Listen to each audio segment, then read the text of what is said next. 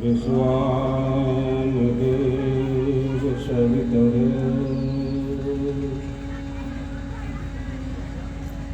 दूरितानि पराशुव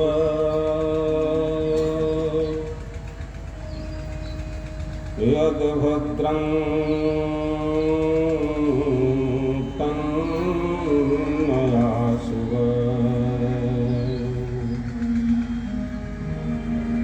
श्रीराम राम रघुनंदन राम राम श्रीराम राम भरताग्रज राम राम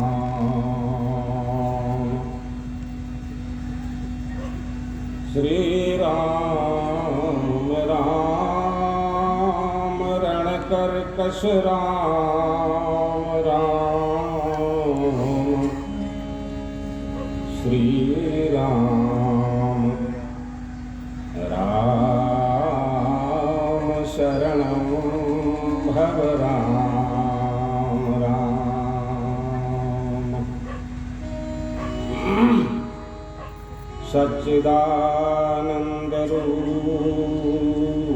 सच्चिदानन्दरूपाय विश्वोत्पत्त्यादिहेतवे तापत्रयविनाशाय श्रीकृष्णाय वयं नमः। योऽन्तः प्रविश्य मम वाचमिमां प्रसुप्तां सञ्जीवयत्यखिलशक्तिधरः स्वधाम्ना अन्यांश्च हस्तचरणश्रवणत्वगादिम् प्राणनमो भगवते पुरुषाय तुभ्यम्।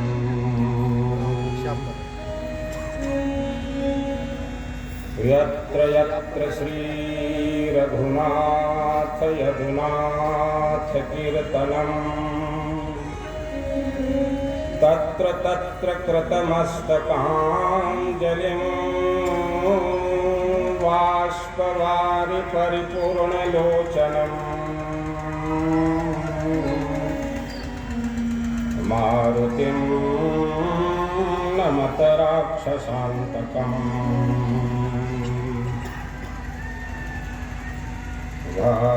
भारद्वाजकुले भवं द्विजवरं श्रीवासुदेवाश्रितम्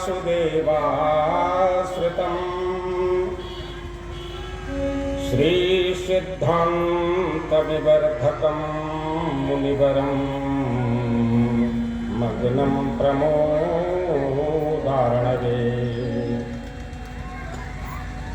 विद्यावारिधिकां गतं च सकलं शास्त्रं समभ्यस्यतं श्रीमन्तं धरणीधरं गुरुवरं नित्यं मुदा संश्रये। ॐ सन्तु पूर्वाचार्याः सहायाः सन्तु पूर्वाचार्याः सहायाः सन्तु पूर्वाचार्याः सहायाः।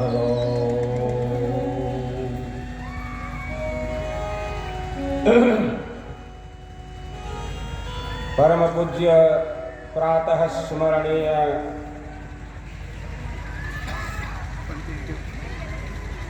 तरेतपाली मठाधीश नैष्ठिक ब्रह्मचर्य व्रत के व्रतधारी सिंहासनासीन श्री स्वामी जी महाराज, मंचस्थ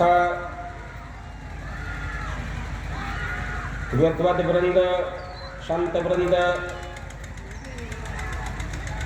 संस्कृत वांगमय के अध्येता जिज्ञासु छात्र वृंद,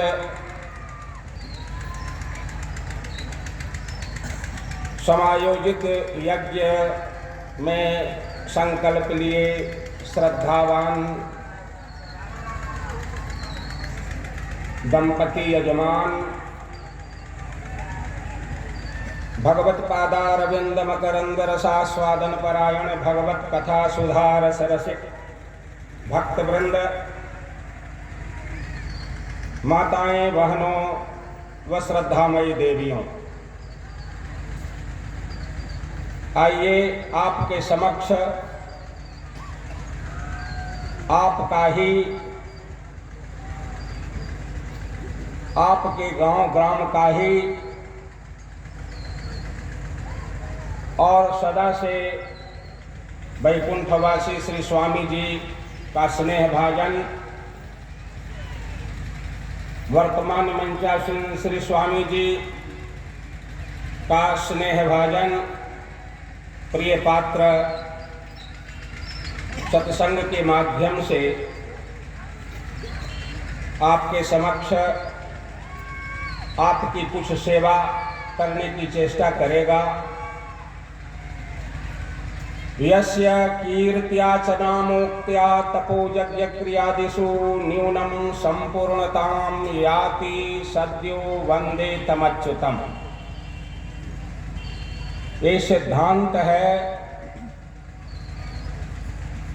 जीवन में कोई भी कार्य कहीं हम सब आरंभ करें तो यह सनातन की परंपरा, वैदिक परंपरा रही है कि प्रत्येक के कार्य के आरंभ में, चाहे श्रोता वक्ता हों, गृहस्थी में गुरु माने विद्यालय में गुरु शिष्य हों, गृहस्थी में खेतिहर किसान मजदूर हों, घर में पाकशाला में, माने विविध क्षेत्रों में काम करने वाले जितने भी कर्मचारी हैं, व्रतधारी हैं,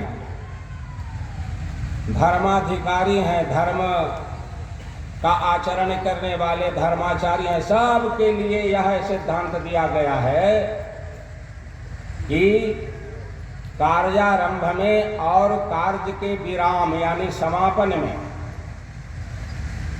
सबसे पहली शिक्षा हम आप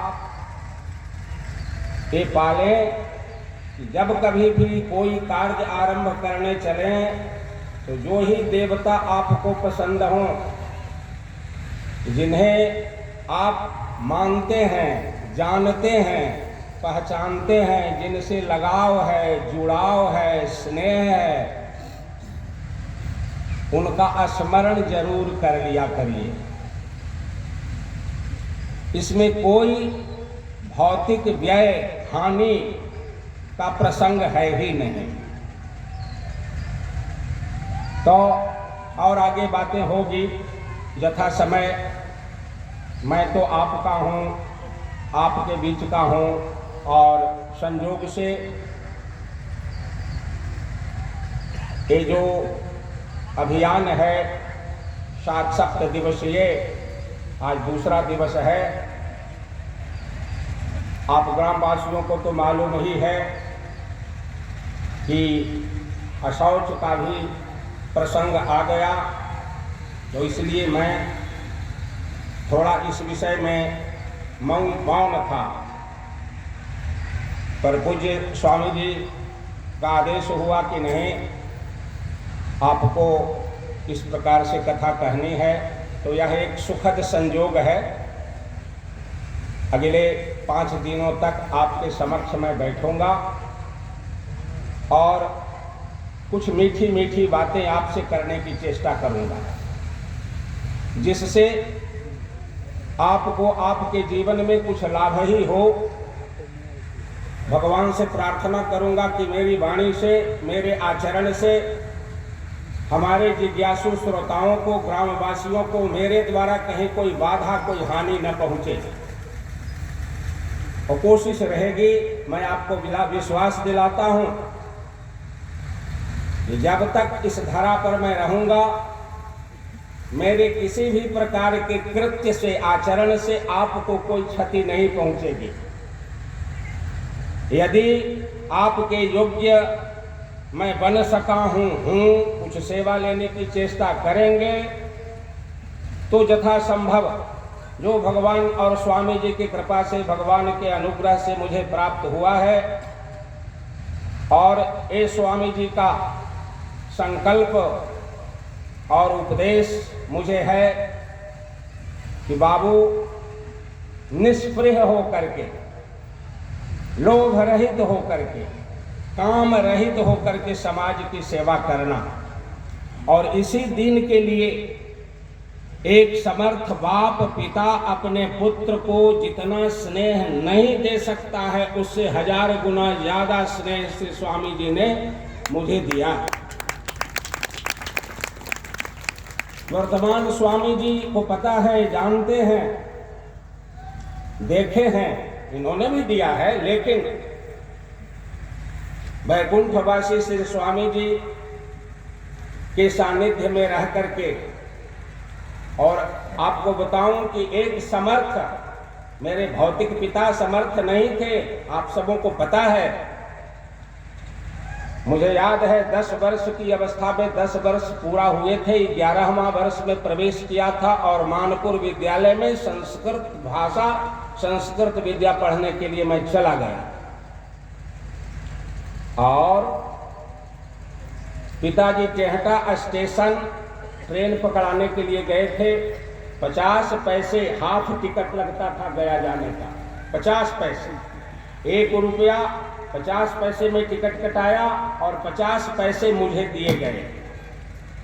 वही 50 पैसा इसके बाद, अब पिताजी नहीं रहे, लेकिन जो हैं वो तो मान लिया कि हमसे 2-3 ही साल श्रेष्ठ होंगे।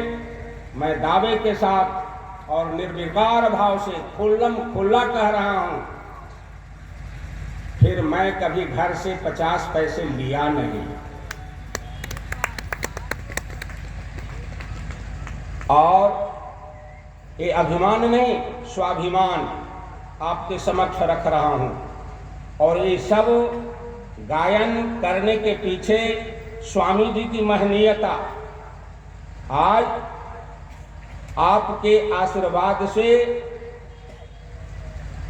3,17,000 रुपए मेरे वेतन बनते हैं। अब आप कल्पना कर लीजिए, श्रीमद् भागवत महापुराण का फल यही है सज्जनों, यही है सत्संग का फल, यही है।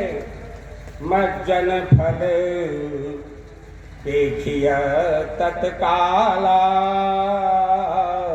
औपाक हो पिक बकऊ मराला।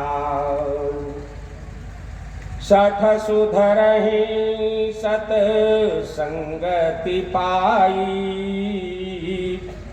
पारस परस कुधातु सुहाई।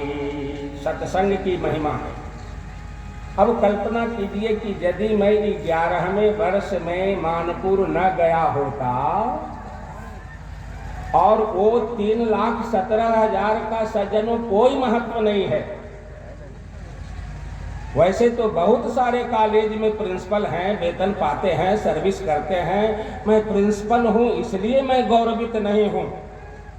मैं सत्संगी हूं, भगवान का भजन करता हूं और जिज्ञासु भक्तों को भगवान की कथा सुनाता हूं, इसका गौरव है।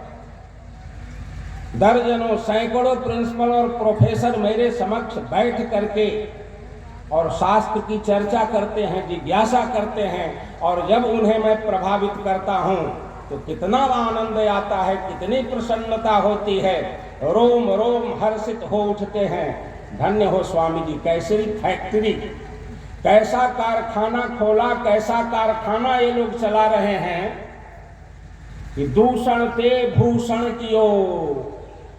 कल्पना कीजिए कि 10 वर्ष की अवस्था में मैं बिल्कुल अनगढ़, किसे सिर्फ आकृति थी जैसे घड़ा है, मिट्टी से घड़ा गढ़ दिया जाए, पर गढ़ देने मात्र से वो घड़ा कामयाब हो जाता है क्या?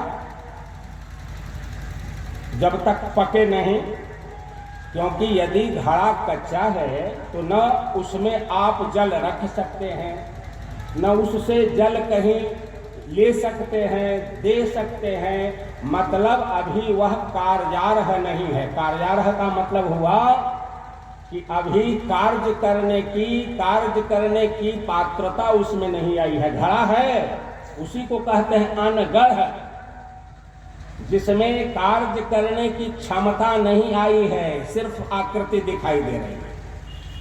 तो वो 10 वर्ष की अवस्था का जो शरीर रहा होगा, बालक सबाल शरीर, उस समय क्या पता था लोगों को यह आगे ऐसे पकेगा और पक करके फिर इतना ठोस, इतना मजबूत और इस प्रकार से चमक धमक से संपन्न होगा।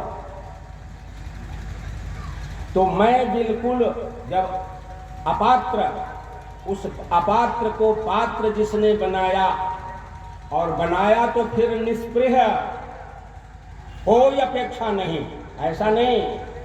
स्वामी जी समाज के बच्चों में जो लगाते थे या ये लोग लगा रहे हैं, इस अपेक्षा से नहीं।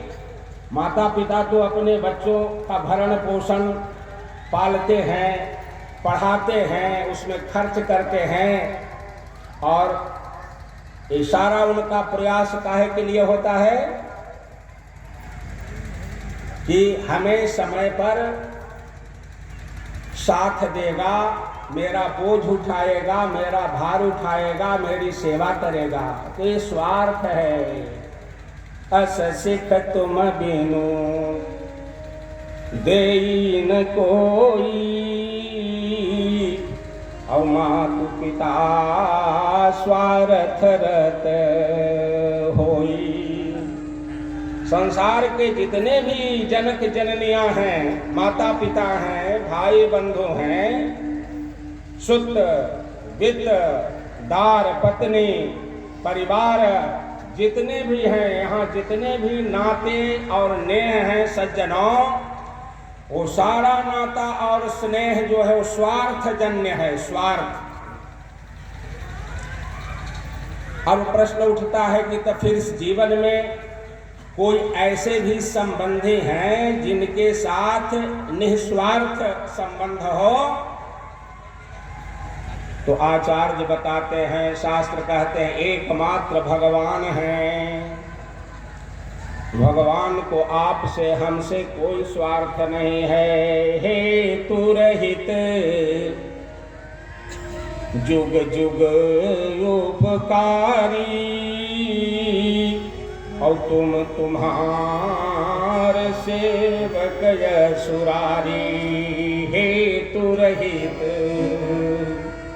भगवान सच्चा मित्र, भगवान सच्चा पिता, परम पिता, और सच्चा पिता कच्चा नहीं। इस संसार के पुत्र भी कच्चा, पिता भी कच्चा, भाई भी कच्चा, पत्नी भी कच्ची, जितने भी सगे संबंधी है, क्योंकि संसार ही है कच्चा। तो कच्चा संसार का जितना संबंध होगा, कच्चा संसार का जितने संबंधी होंगे, सब कच्चे होंगे। पक्के संबंधी एकमात्र हम जीवों का भगवान हैं। और भगवान कहते हैं कि संत मुझसे भी आगे है। भगवान है परम पक्के, और वो भगवान का वचन है कि संत मुझसे भी आगे हैं। तो जब भगवान ही पक्के हैं तो संत क्या होंगे जी? आप ही बताइए। खाली पक्के उनको मानिएगा, पक्का तो भगवान हुए। संत क्या होंगे, उसमें विशेषण लगाना होगा।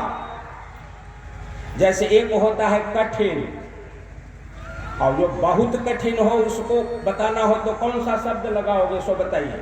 अति कठिन होगा ना। एक हुआ कठिन और एक हुआ अति कठिन, जिसको कहते हैं अत्यंत। तो भगवान है पक्के, संत क्या होंगे? परम पक्के, अति पक्के, क्योंकि वे संत ही भगवान को पुत्र भी बनाते हैं, संत ही भगवान को भाई भी बनाते हैं, संत ही भगवान को पति बनाते, संत ही भगवान को कुछ भी आकृति लेने के लिए मजबूर कर देते हैं। तो उस संत की कृपा मुझे प्राप्त हुई। अजी मैं इधर स्वामी जी जब लास्ट में यज्ञ इधर किए, प्रत्येक यज्ञ में जब स्वामी जी अपने जीवन के दूसरे अभियान में यज्ञ करना शुरू किए, तो प्रायः सभी यज्ञों में मैं 15-15 दिन जाकर सेवा देता था। तो बढ़िया बढ़िया जो है सो किसे धोती चुन करके रखते थे, और चलते समय स्वामी जी कि ले लो, क्योंकि सरकार की प्रसाद है ना, ले लो। और उस समय अवधेश सेवा में रहते थे। अवधेश जाएगा दरभंगा, होटल वोटल में नहीं खाता है, मैं कुछ कहता नहीं, मांगता नहीं, नहीं खाता है, रास्ते का पाथेय इसको दे दो। तो पन्नी में ड्राई फ्रूट, काजू है, अखरोट है वगैरह मुझे मिल जाता था। अब बताइए ये जो स्वामी जी का उपकार है, उस उपकार से ऋण होने के लिए, वो ऋण है, ऐसा नहीं है वो मेरे ऊपर ऋण है और ये ऋण कैसे चुकेगा, यह एक यक्ष प्रश्न है। और यह यक्ष प्रश्न केवल मेरे लिए ही नहीं है सज्जनों, उन आश्रमों से निकले हुए, निकल रहे और निकलने वाले जितने भी विद्यार्थी छात्र हैं, जो जिस लायक हैं, सब पर ऋण है। और उन्हीं पर ऋण नहीं है, आप भी ऋणी हैं। यहाँ संसार में कोई भी ऋण नहीं है।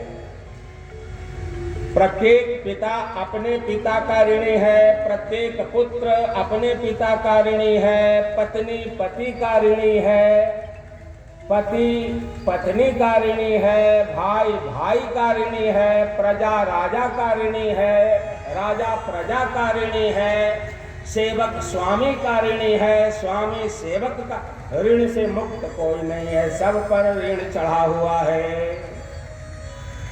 ऋण से विमुक्त होने का उपाय क्या है? मान लीजिए कि पुत्र पर पिता का कैसे ऋण है, कौन सा ऋण है?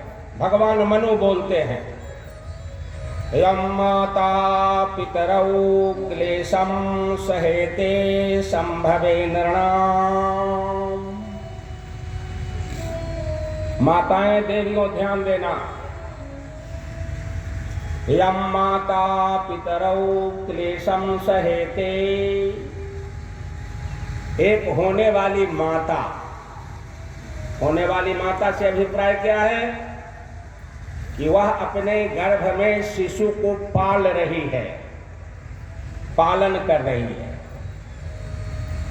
अब माता कल्पना करो कि जब गर्भ में शिशु आ जाता है, उस समय से उसके पालन करने में, रख रखाव करने में, उसकी सुरक्षा में, फिर जब वह 9 महीने बाद पेट से बाहर आता है, तो आने के बाद से लेकर के और उसके बड़े होने में, उसके भरण पोषण पालन पोषण करने में कितना कष्ट, कितना तप, पिता को भी लेकिन माता को ज्यादा, चूंकि वो जननी है।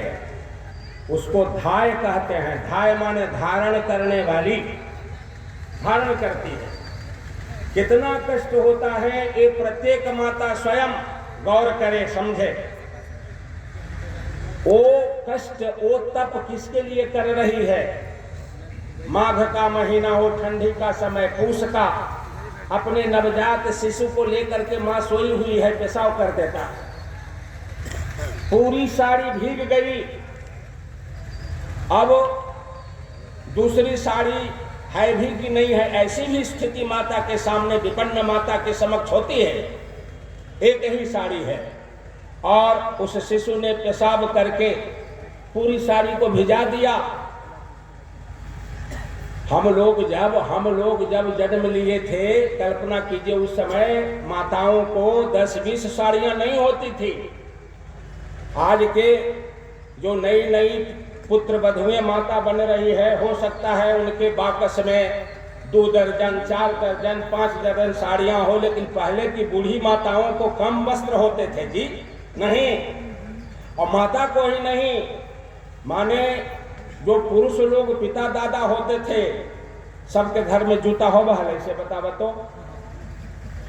अरे लोग ससुराल जाते थे तो दूसरे से कुर्ता, दूसरे से धोती लेकर के जाते थे, टोपी वगैरह लेकर के जाते थे। तो एक अभाव भी था। तो संतान को पोषण करने में माताओं को जो कष्ट उठाना पड़ता है, जो तप करना पड़ता है, जो त्याग करना पड़ता है, अपने खाती है, उससे बनता है आहार, स्तन में आता है दूध, बालक को पिलाती है। अपना अंश भीतर जो गर्भ में शिशु पोषित होता है, पलता है, कहाँ उसको एनर्जी मिल रही है, कहाँ से मिल रही है? माता जो खाती है उसी से तो उसका पोषण होता है। ये सब ऋण पुत्र पर, संतान पर बनता है। ऋण माने क्या? कर्ज। कितना कर्ज बना? भगवान मनु व्यवस्था देते हैं, तस्या उतना कर्ज बना, इतना कर्ज बना, कहा कि 1 लाख, 2 लाख, 4 लाख, 10 लाख, 20 लाख, ये रुपया से वो कर्ज नहीं सधने वाला है। कैसे सधेगा? कहा कि वो सधेगा मातृ ऋण और पितृ ऋण सधेगा तर्पण करने से। तर्पण, बहुत लोग सोचता है ना कि पिताजी के 25-50 हजार बैंक में जमा कर देवे, उसे खाता पीता, इनका दूध पिया भी थी, करी थी, एकरा से हम मुक्त हो गए ना। ये अंतिम उपाय ना है। अंतिम उपाय है, हमारे वैदिक परंपरा में तर्पण की व्यवस्था है। तो तर्पण के द्वारा पितरों की तृप्ति होती है। तर्पण कैसे करो? संस्कृत विद्या आएगी तब न तर्पण कीजिएगा। तो इससे ये संकेत मिलता है, संस्कृत पढ़ो तो पितृ ऋण से मुक्त होने का एक भी विकल्प है, उपाय है। फिर पितृ ऋण के बाद ऋषि ऋण। 3 प्रकार के ऋण प्रत्येक व्यक्ति पर है।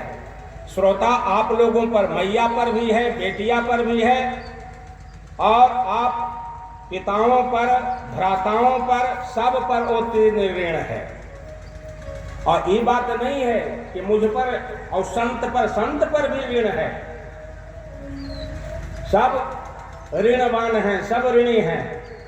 तो पितृ ऋण से मुक्त होने का तो उपाय है तर्पण। और उसके बाद ऋषि ऋण। ऋषि ऋण क्या है? ऋषियों ने शास्त्र बनाया, माने एक व्यवस्था दी। आरंभ में मानव समाज इतना प्रबुद्ध नहीं था। ठीक उसी तरह से जैसे बच्चा जन्म लेता है, उस समय बिल्कुल वो अशिक्षित है, अनपढ़ है। तो घर में, परिवार में, गांव में देखते हैं विद्यालय खुला होता है, पाठशाला है, गांव घर में गुरुजी होते हैं। तो ये सब व्यवस्था काय के लिए की गई कि वहाँ उसको शिक्षित किया जाएगा। माने गढ़ने की प्रक्रिया वहाँ से आरंभ होगी, गढ़ने का काम होगा। तो वो जो गढ़ाएगा, गढ़ने के लिए औजार चाहिए। वो औजार क्या है? गुरु भी औजार है, और शास्त्र, पुस्तक। तो जिसने पुस्तक बनाई, उसकी पुस्तक आप पढ़ के गढ़ा रहे हो, तो वो ऋण आप पर आएगा कि नहीं आएगा? तो ऋषयो मंत्र दृष्टा रहा। जिन लोगों ने मंत्र का दर्शन किया वो ऋषि कहाए। और मंत्र क्या है? वही तो वेद है। मंत्रात्मको वेदा। वेद जो है वो मंत्रात्मक है। तुलसीदास जी रामचरितमानस लिखे उसको पढ़ने का हमें आपको क्या अधिकार है सो बताइए। तो पढ़ते हैं, तो आप पढ़ते हैं, पढ़ करके आप पंडित हो गए, पूजा रहे हैं, सम्मान पा रहे हैं, जहाँ कहीं कथा प्रवचन करते हैं, दान दक्षिणा पाते हैं। तो ये दान दक्षिणा लेने में, पूजाने में, सम्मानित होने में कारण कौन बन गया? श्रीमद् भागवत महापुराण, रामचरितमानस, गीता का संकलन व्यास जी ने किया। तो ये शास्त्र का ऋण है शास्त्र पढ़ने वालों पर। इस ऋण से पढ़ने वाले जो पाठक हैं, अध्येता हैं, विद्वान पंडित हैं, लोग हैं, वो कैसे मुक्त होंगे? कहा कि वो मुक्त तब होगा जब पढ़ा तो पढ़ करके दूसरों को भी पढ़ावे। सत्यनारायण भगवान की कथा प्रत्येक घर में हुई होगी। अपना गांव चैनपुरा को के कोई घर ऐसा है जे घर में सत्यनारायण भगवान के कथा न होल होए? तनी हम जानल चाहिए थी, हाथ उठे। मतलब प्रत्येक घर में सत्यनारायण की कथा हुई ही होगी। अब समझ करके आप लोग नहीं सुनते हैं, बात अलग है, पर उसमें एक पंक्ति आती है, श्लोक आता है, शायद 6 ही अध्याय का यह श्लोक है। अब पंडित लोग भी, मैं तो बड़े उच्च स्तर की बात कर रख रहा हूं। अब अलग बात है कि कहा कराने वाले तो वही केंदुआ के मिश्र जी होंगे। हमारे भी पहले वही ब्रजनंदन मिश्र थे। और मैं जानता हुआ भी यह मान करके पिताजी आई हो सो हम क्या कर बहुआ, फूल से आप पूजते आ रहे हैं तो निर्वाह कीजिए। तो वो पूछते थे, अच्छा ये कैसे कथवा कह दी अर्थायन की परायण? तो श्रोता लोग भी हमारे गाँव के, अरे पंडित जी जल्दी परायण मारा। तो भाई भोजन में जल्दी नहीं, संपत्ति में जल्दी नहीं, उसमें स्थिरापन और उसमें भर पेट। तो कथा में का है जैसे कि संक्षेप जी, भजन में तो और जो है सो कि भर पेट होना चाहिए, पूर्णता होनी चाहिए। जीवन के और किसी भी क्षेत्र में कम ना, और भगवान की कथा में संक्षेपण कम नहीं, इसमें तो और विस्तार हो। और भर भर पेट आकंठ डूब डूब करके खाइए। भागवत में लिखा हुआ है, पिबत भागवतम रसमालयम, रसमालयम भागवतम पिबत। कब तक भागवत का पान करें? पान का मतलब क्या? वो जल की तरह जलपान नहीं। कान से सुनना, आंख से भगवान के विग्रह का दर्शन करना, ये पान करना है। मुख से भगवान के मंगलमय नाम का स्मरण करना, भजन करना, यह जो है सो पान है। हाथ से भगवान का कैंकर्य करना, संत जनों की सेवा करना, ये पान करना है। पैर से भगवान का मंदिर तक जाना, यात्रा करना, ये भगवत कथा रस का पान करना है। वो रसमालयम पीवत, वो पीवत साभिप्राय है, पारिभाषिक है। ऐसा न समझे लोग खोजे रहे लगे कि पंडित जी कह रहे थे कि भागवत को पीना है, कैसे पिया जाए भाई? गिलास में दूध होता है पी लिया जाता है, पानी होता है पी लिया जाता है, भागवत को कैसे पिया जाए? तो समझना होगा, यहाँ पीना साभिप्राय है। पिबता, पिबता माने चक्षुषा, चक्षुषा पश्यत, पश्यत आंख से देखो, और श्रुत्या कान से सुनो, और बचसा वदा मुख से बोलो। रंती देव ने जैसे किया, रंती जय सवई मन कृष्ण पदारविंदयो, मन को भगवान में लगाए रहें, बुद्धि से भगवत विषय का विचार करें, भगवान की कथा का विचार करें, तब आनंद आएगा, तब रस आएगा। मतलब जब कोई संकल्प आप लेते हैं, खास करके जो हमारे श्रद्धालु यजमान दंपति जब मैं कहता हूं तो समझिएगा, दंपति माने पति पत्नी दोनों का बोध होता है। दंपति माने पति पत्नी। ये भारतवर्ष ही एक ऐसा देश है जहां एक से पति पत्नी दोनों का बोध होता है, एक शब्द से, और वो शब्द है दंपति। ऐसा न समझिए कि जो पति में दम भर दे वो दंपति। बात भी सही है। दम का अर्थ होता है नियंत्रण करना, दम का अर्थ होता है नियंत्रण करना।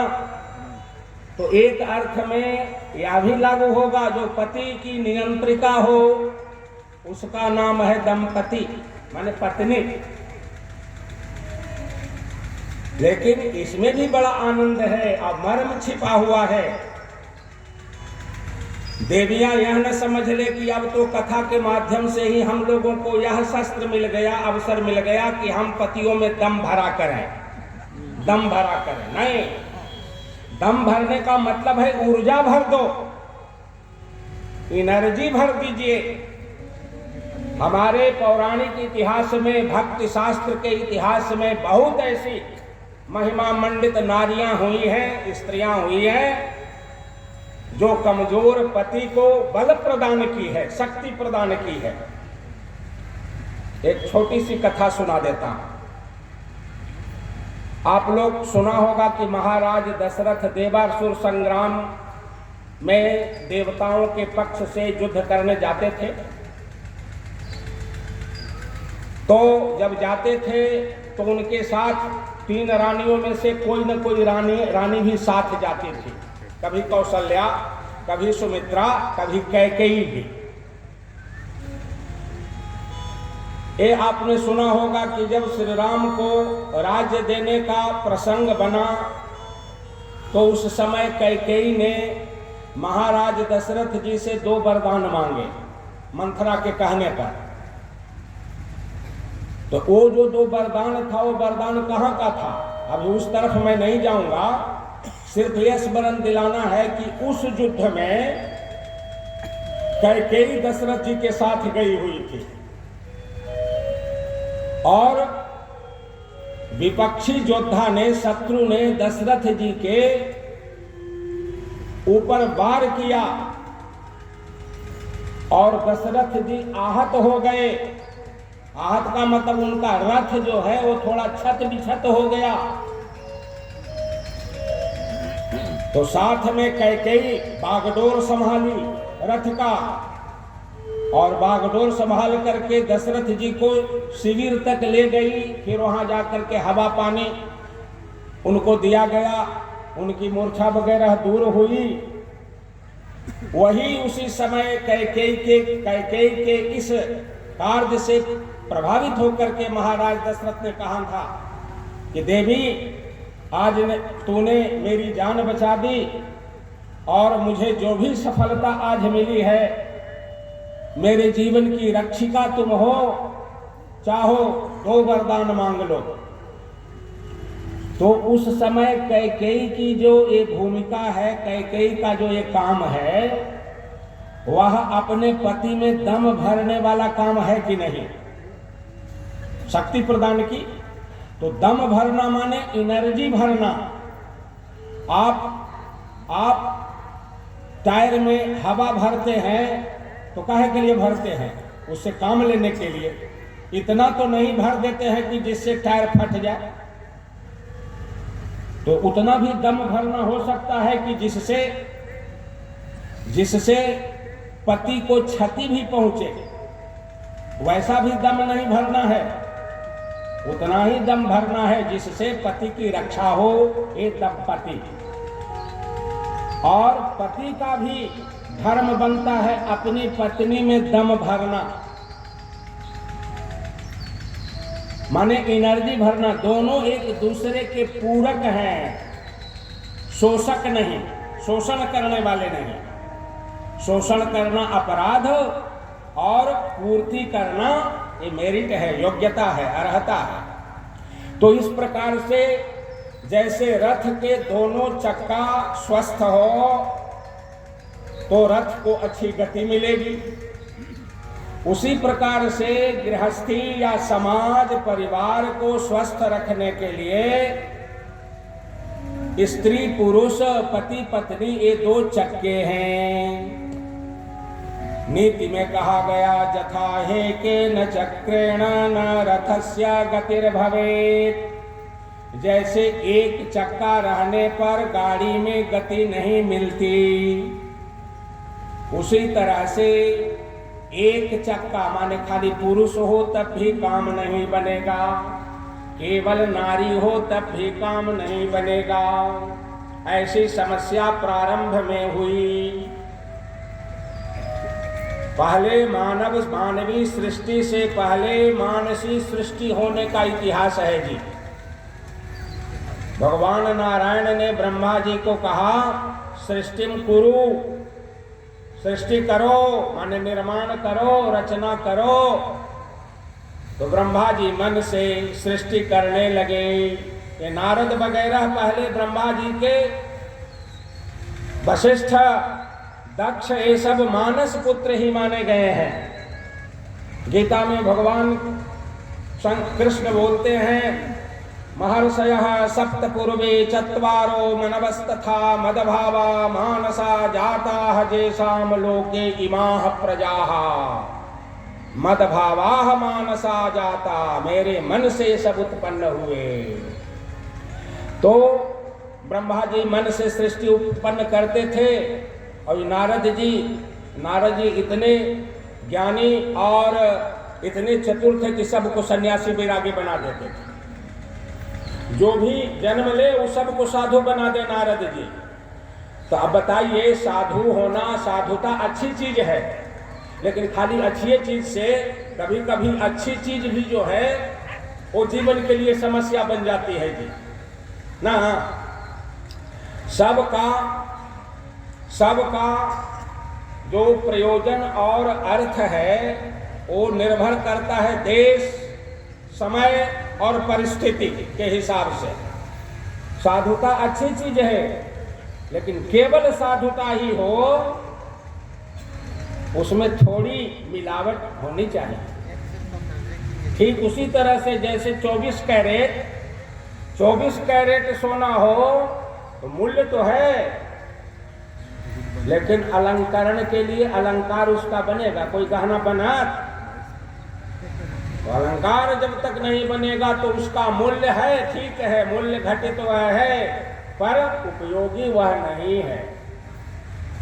वह शरीर के लिए, जीवन के लिए उपयोगी हो, इसलिए उसमें कम से कम 2% भी बट्टा होना चाहिए, मिश्रण होना चाहिए।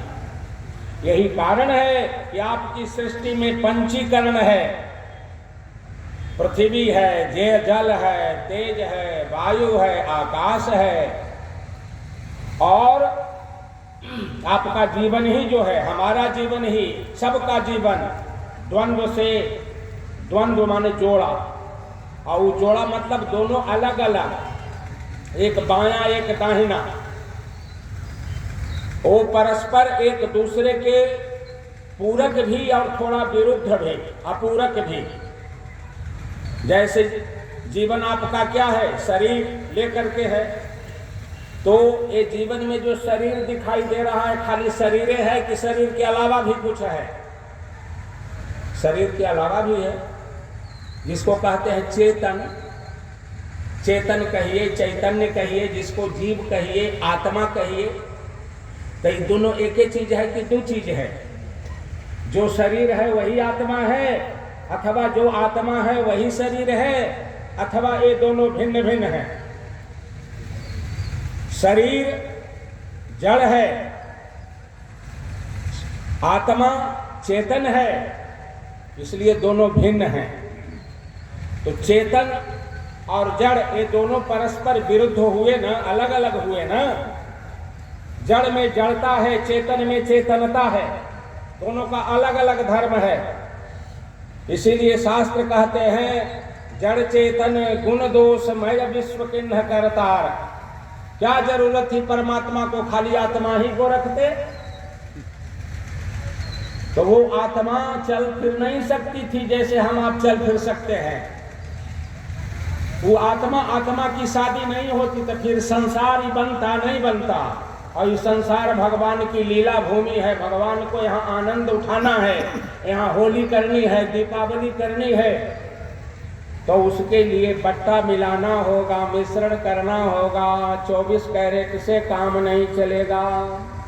ये बात सही है। अलग है कि बट्टा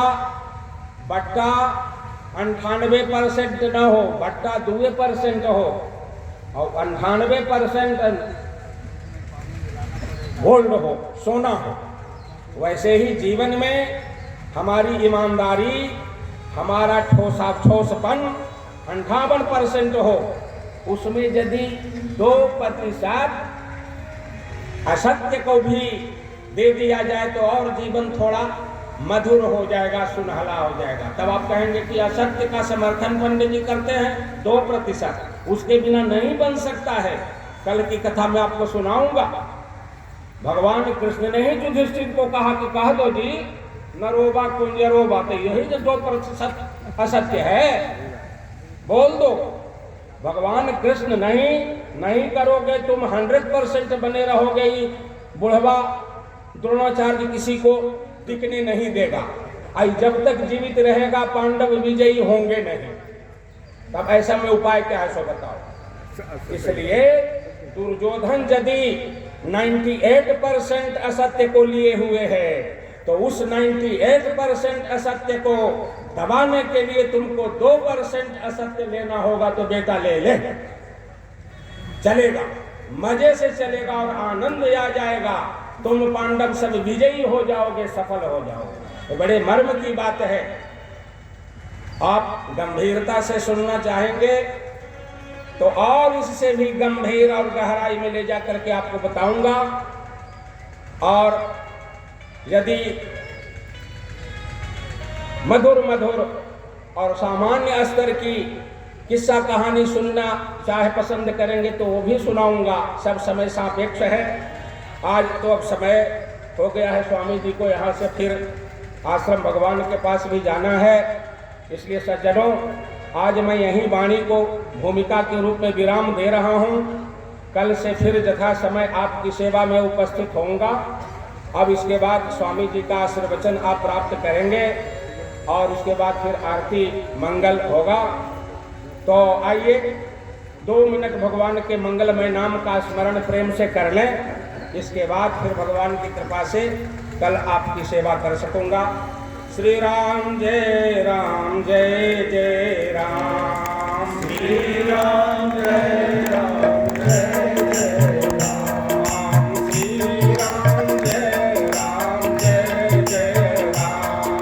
श्री राम जय राम, जय जय राम। श्री राम जय राम, जय जय राम।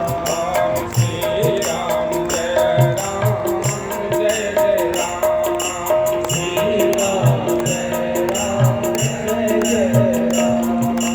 श्री राम जय राम, जय जय राम। श्री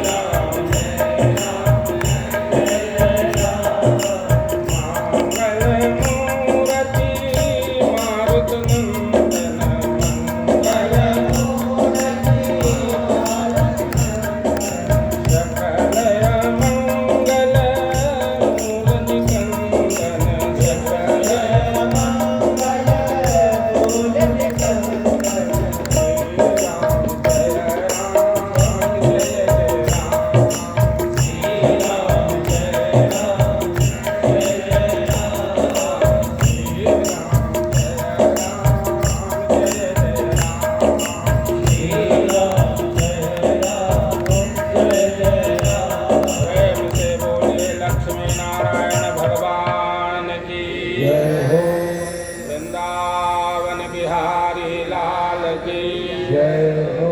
यज्ञ भगवान की जय हो।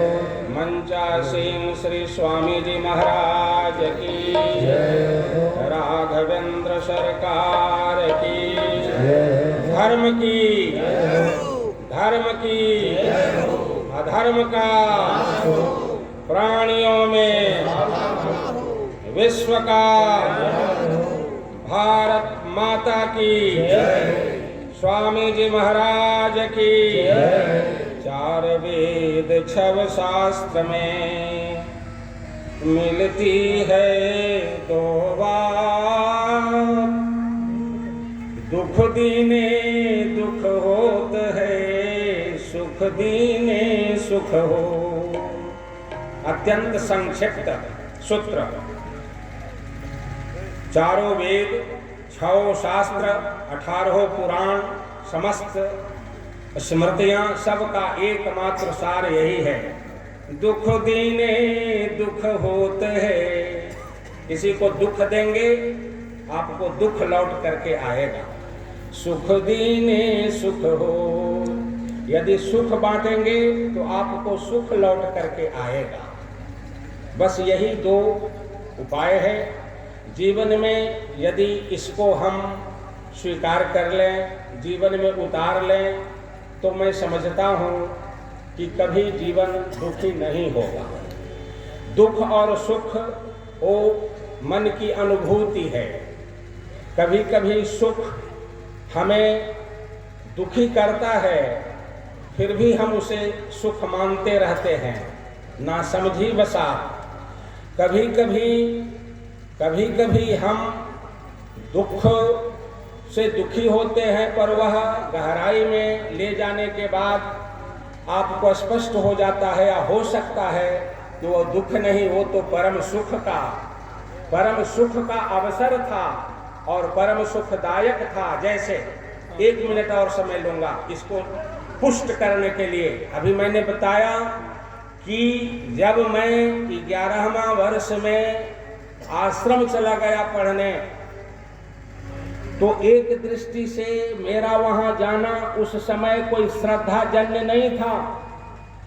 मैं अनुराग से, श्रद्धा से गया हूं, ऐसा कुछ नहीं दिखेगा बाहर की दृष्टि से कि वो मेरी गति विपद जन्य थी।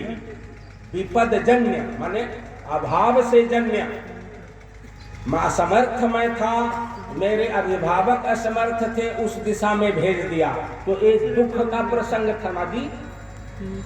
क्योंकि यदि वह सुख का प्रसंग होता तो चैनपुरा गांव के समर्थ और सुखी पिता भी अपने बच्चे को मानपुर भेजते, नहीं भेजे। मुझे भेजा गया, क्यों? इसलिए कि मैं दुखी था। पर वह वस्तुतः मैं दुखी था, मैं मान सकता हूं, पर भगवान की दृष्टि से आज उसका अर्थ लग रहा है, यदि मैं न गया होता तो आज ये बना होता। तो अब बताइए कि वो दुख था कि सुख था? वैसे वैसे दुख पर करोड़ों करोड़ सुख लुटाया जा सकता है। यदि किसी व्यक्ति को, हमें आपको पता नहीं है, पर भगवान को तो पता होता है, आचार्य को पता होता है। यदि व्यक्ति को पता हो जाए कि इस दुख से कल मेरा बेटा IAS में अप टू 10 में आ जाएगा, तो लाठी मार मार के माए बाप जो है सो उस दुख में झोंक दे, झोंकाओ रे जा। तो चूंकि पता नहीं है, तो पता कैसे होगा? इस सत्संग में बैठिएगा, सेविएगा, तब पता होगा। यहाँ तो लुटाओ, यहाँ तो 3 अंगुल लुटाओ और अनंत पाओ। द्रौपदी ने 3 अंगुल लुटा दी और बसन रूप भयो श्याम, सुनोरी मैंने निर्बल केवल राम। फिर कल आपकी सेवा करूंगा और स्वामी जी का आशीर्वाद होगा।